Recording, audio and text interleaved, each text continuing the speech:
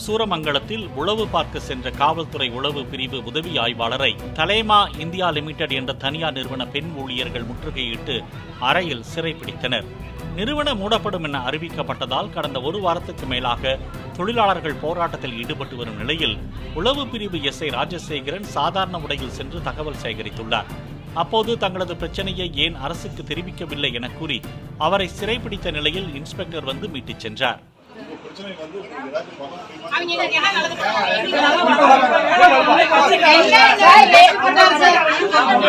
என்ன சார் கஷ்டப்பட்டாரு?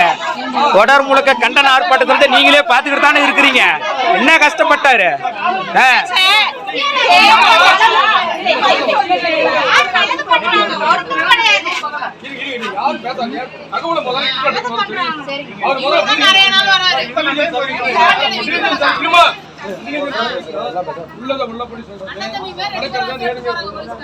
ஒரு வாரமா வந்து